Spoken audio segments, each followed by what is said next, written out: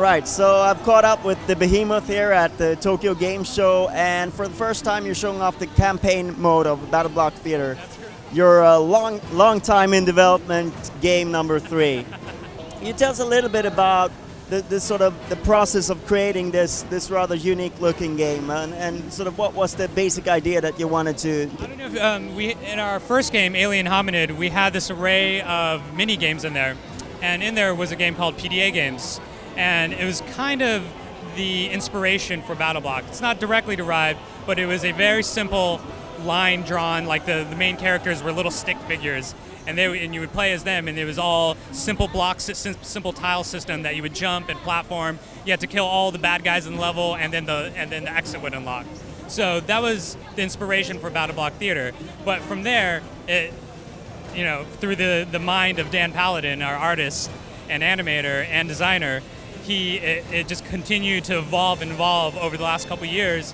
First into these unique characters of triangle head, circle head, square head, cylinder head, and with any game it always starts with gameplay, and it was just making the fun and the gameplay and all the movement fun. The first thing is jumping.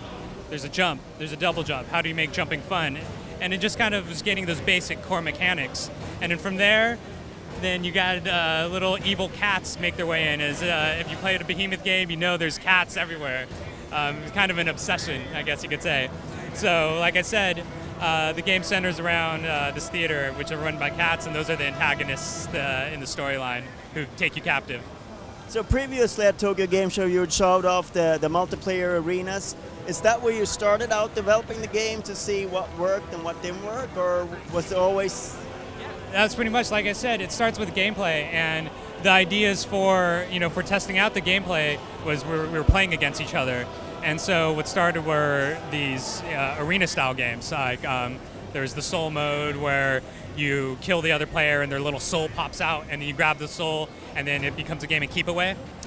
So that was where it started, and after that we tuned that. Then it was, what's the campaign going to be? And we always knew it would be classic point A to point B, but what we've been developing is just the whole balance between platforming, there's the little light puzzle cooperative elements, and finding the right balance is important to us, and we want to make it fun for the players. But like I said, there's cooperation as well as messing with each other. There's a slight competitiveness. Although you're working together, it's really fun to just mess somebody up and push them into water or into spikes, or drop them into water, or punch them or freeze them, or what have you. So platforming is a genre that everyone is familiar with, and could you just go into like how do you switch that up, and what kind of things do you want to keep as people would sort of recognize them from other platforming games? Well, I mean, first there's the traversal, I guess you could say, and the level layout. The one thing it's hard to notice, because the way our camera system is, it focuses in on the two players, but then it expands out.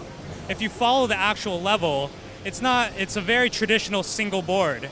If you're able to pull the camera out, you would see, here's a big square or rectangle, and here's the start, up here, down here, and here's the exit. And it's something I don't think you see as much anymore. You might have seen it, Super Meat Boy did it recently, but it's that single board, which is classic and very old school, and beckons on, or kind of goes back to classic arcade style that we all of us at the Behemoth grew up playing and loved. So just kind of wanted to hone in on that and I guess emulate that in a way. I thought it was a really nice touch that you dive from water, but you jump real high from lava. It was fun.